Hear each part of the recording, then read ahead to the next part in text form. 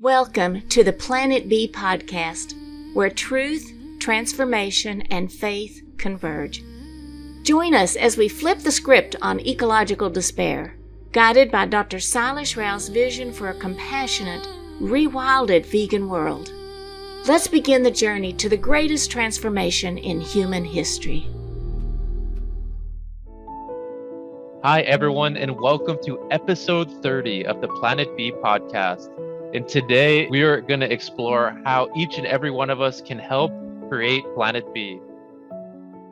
Wonderful. So, Dr. Rao, if you don't mind, let's start with this wonderful opening quotes by Kevin Anderson. Yeah, Kevin Anderson is a climate scientist, and he said the situation is so urgent in the environment that we have to do everything you can possibly do and then a lot more. So it's literally saying, give it everything you have. And I think that's the right attitude, because we have to, all of us together, have to see if we can pull this back and see if you've gone past the point of no return or not. Wonderful. And you begin chapter 30 with the quote, "If you are not already active, then it is time to get active. If you are already active, then it is time to get more active." Why is it important for not only people at this time to move towards the vegan lifestyle, but also to encourage the ones who are already vegan to become what you call pro-vegan? Oh, well, the pre-vegans to pro-vegan. This is what Abhinav Ubuntu is talking about. When he has this Veganers Academy where he teaches vegans to go and advocate in such a way that those who are not vegan at least understand what the vegans are trying to do. And then they say, okay, even if I'm not vegan, I'm pro-vegan. Right. So pre-vegans to become pro-vegans. That requires, basically telling the story of Planet B. We're all doing this transformation, and vegans are just a little bit ahead of you. That's all. Otherwise, we're all on this journey, right? Everyone is going to come along eventually. I'm absolutely convinced of that. And so this is why, it's pick your role. How are you going to contribute to this? Right. And you discussed 4 different roles within this transformation at the beginning of chapter 30. So if you don't mind, we could go through those one by one. And the first role are the trailblazers.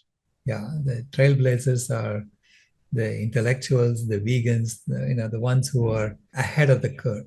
They're the innovators who are getting out and trying new things. And so they know there is something wrong and they're trying to solve the problem.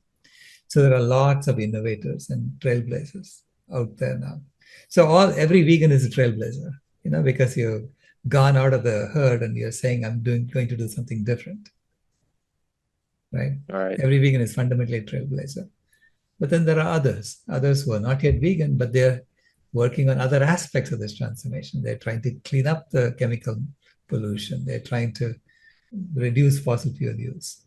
They're all trailblazers. Everyone who's trying to help the planet is a trailblazer. It's like you're getting out of the system and trying something new. Now it's coordinating all of us together. That's what we need to do.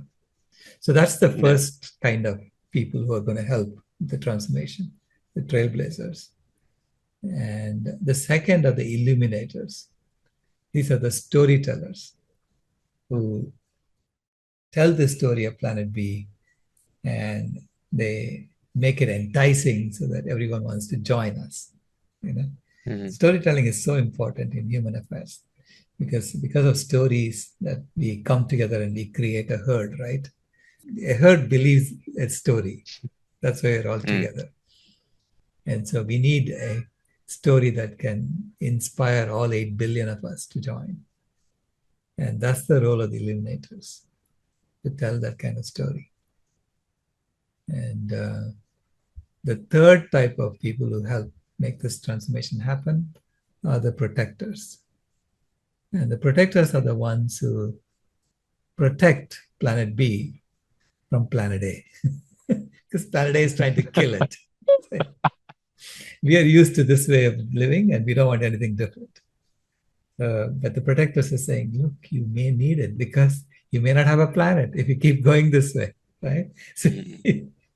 so you need protectors who are funding Planet B projects, who have made money in Planet A, but they're deploying it to help Planet B come to Right. fruition. So they're the protectors. And the fourth are the hospice workers.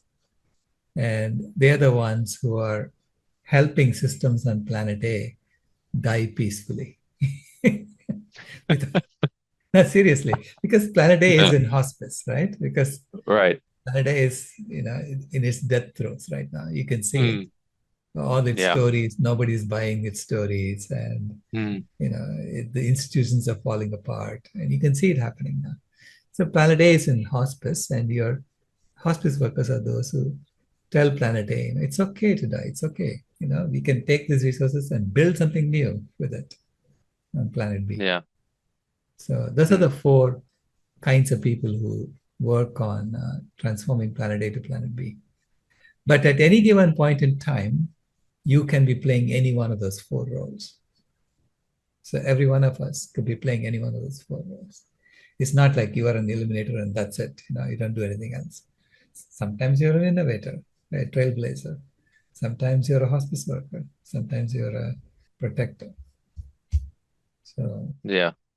That's beautiful. I think just kind of going through these individually, like you mentioned, the trailblazers are the ones who are vegan now, and as we're moving into the vegan world, more people are jumping towards Planet B.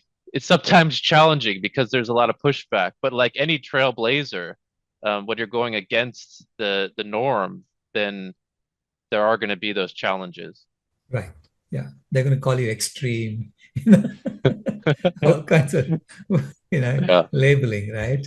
And then you have to point out to them, what is extreme? Trying to heal the planet, is that extreme? Really? Isn't destroying the planet extreme? Isn't killing 90 billion animals every year extreme? So, what we consider extreme and what we consider to be normal is flipped Right. in planet A versus planet B. It's exactly the opposite, right? Yeah, but it's interesting when you talk about Ubuntu, like when I watch his videos, like everything he does is about love. Like so Absolutely. it just in Dr. Rao, what you talk about as well too. So it's this calmness, this positivity that radiates and then that brings people into it just through that loving feeling. Yeah. Yeah. Because love is the only solution. You know that. Yeah. Right. Yeah. Yeah. Love is the only way out of this. And we see a way out. We know that there is a way that we can establish scientifically is the best thing to do. You need to help people come along.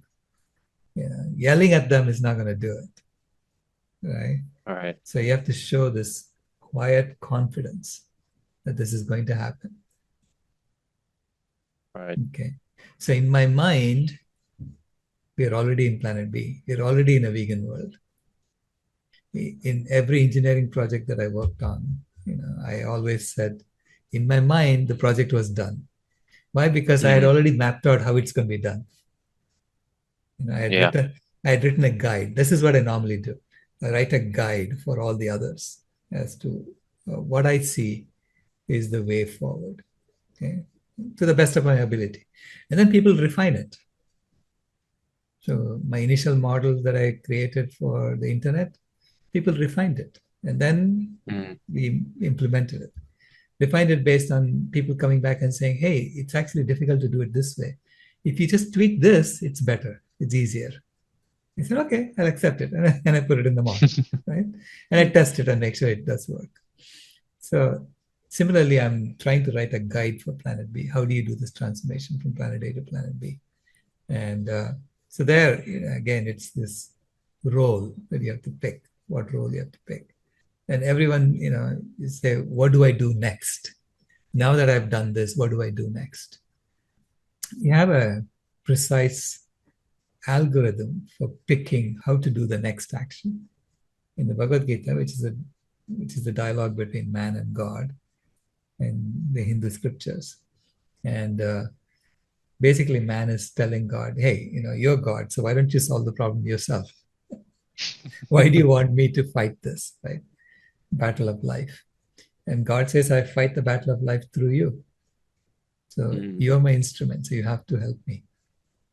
And then he gives him a formula for how to find the next right action. So he says, mm, everybody has a role to play.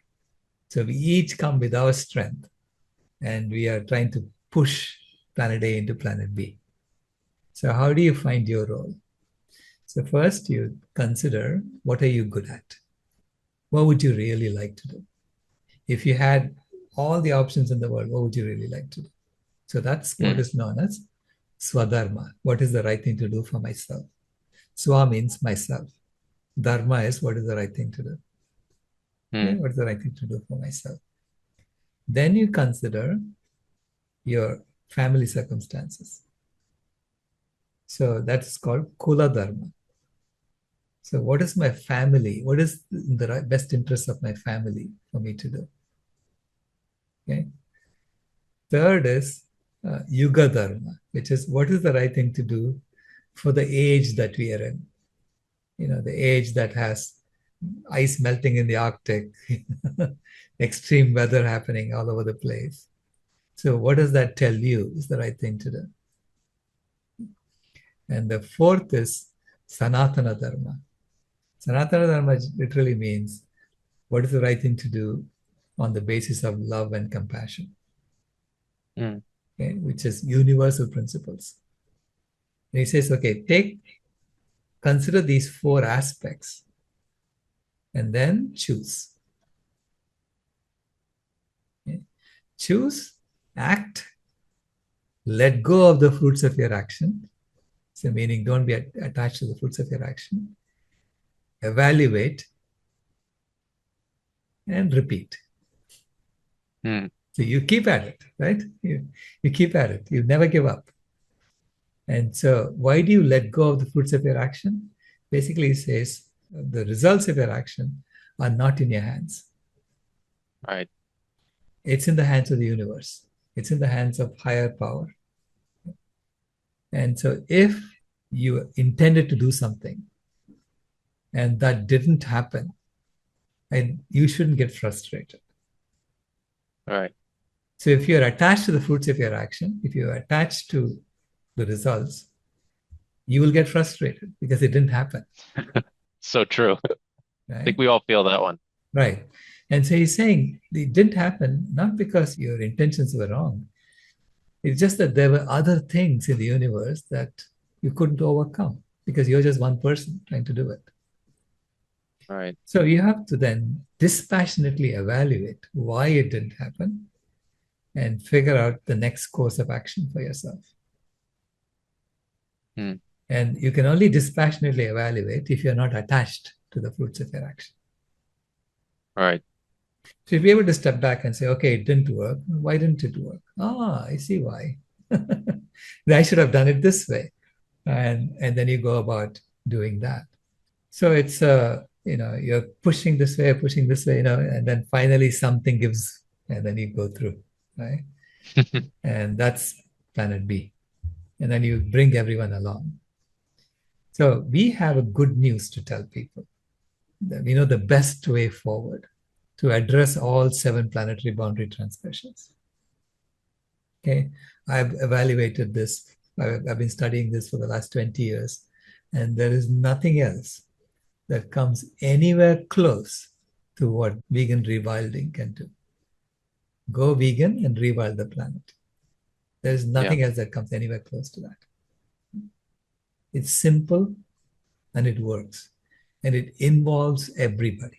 So when you involve everybody in a non-violent action like that, you will achieve world peace. Yes. So it's a way forward for both world peace and planetary health. And that's what excites me about this, because people have been looking for world peace for such a long time. Yeah. And now that you have a common purpose, a common mission, right? Of course, there are people who are going to say climate change is not happening, but they're the same people who are fighting over who gets to rule the Arctic. as the ice melts, Mm, you know. hmm. They clearly know the ice is going to melt, Yeah. which means they've been pretending that climate change is not happening. They know it's happening. Yeah.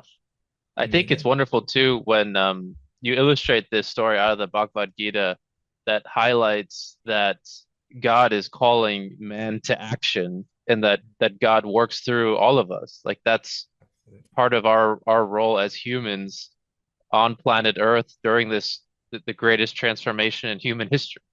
yeah. That is radical sacredness.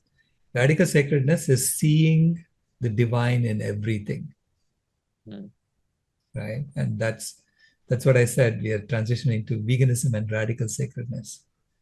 So this is really, the Garden of Eden coming back, yeah, uh, returning to the Garden of Eden. And it's a metaphor yeah, that everyone, lot of poets have talked about it, lots of novelists have talked about it. And it's just that we now have to actually do it. And that is, to me, the greatest transformation in human history, where we really set out to accomplish what everybody has been dreaming about. right. I think it's important that like you talk about and Ubuntu Ubuntu talks about is just being a trailblazer with compassion because it's Mhm. everyone wants peace. They want world peace. Everyone wants a beautiful planet. You know, Yeah. unfortunately, it's we've all just been taught into this system, and some people are just a little bit more seeing it than others at this time. But that doesn't mean that other people won't come along for the ride. It just means that maybe we need to be more loving, more compassionate, and just be there for them when the time comes. Yeah, absolutely. And everyone will find their place in it. You know, All right. everyone has a gift to give. It's exciting because it is the solution and everyone wants world peace. So it's going to happen. It's just a matter of when. I really believe it's going to happen very, very soon. Maybe even this year, 2026 is the year. right? When people accept that we need to do it, and then we'll be figuring out how to really do it. Yeah, very good. So at the end of chapter 30, you provide a quote from Lord Krishna to Arjuna, which is, I love you so much that I set you free even from me, and you are free to choose. Love always comes with freedom. You cannot coerce someone. Coercion is an act of control, and that comes from fear. And this is why Lord Krishna told Arjuna, even after giving him all that advice, he said, you are free to choose whether you want to fight or not. The same thing we have to do with every human being. We have to say, you're free to choose whether you want to come to planet B or not. Right? But there'll be majority of us are going to go there eventually, right? And Yeah, then you're going to feel like, oh man, I've been left behind. And then you'll come along. Everybody will come along eventually. yeah, that's wonderful. And then right at the end of your final chapter here, you say a system based on love on planet B has freedom at its core. Right. Absolutely. Because of that, yeah. It's freedom at its core. Freedom is a little messy, but it's like seeing bees flying towards something. Not every bee makes a straight line, to where it needs to go. There's some bees are wandering around, Yeah, right? And you yeah. need them too. Those who are wandering around, they may find a better flower to go to. All right, all So right. you have to allow, diversity of opinion. You have to allow diversity of ways, and know that everyone has their own path to come to. Mm, So it begins with faith, knowing that this is going to happen and that you're part of something much larger and that you're just an instrument. Right? yeah. So that faith, I have acquired it thanks to my granddaughter. So that has helped calm me down, to the last Yeah. 15 years now. Yeah, Hmm. It's interesting because even that wandering bee, it comes back to the hive eventually. correct. Correct. Yeah. Uh, Yeah. well, Dr. Rao, as we wrap up chapter 30, what closing words would you like to share with our audience today? I am privileged to be working with all of you. And it's my greatest joy to be alive at this time. Well, thank you, Dr. Rao. And we're all excited to be here too, because Planet B is coming in 2026 is the year. There you go. So thank you all so much for joining us. If you made it through chapter 30, wow, it's been quite the journey. So thank you all. Thank you, Dr. Rao. And we do have one final episode in store, which will be the epilogue, the Hero's Marathon Journey. So if you've made it this far, I hope that you'll make it through episode 31. So thank you all so much, and we'll see you again. Bye. This has been a podcast from Planet B, where compassion isn't controversial. If you haven't moved here yet, we thank you for visiting.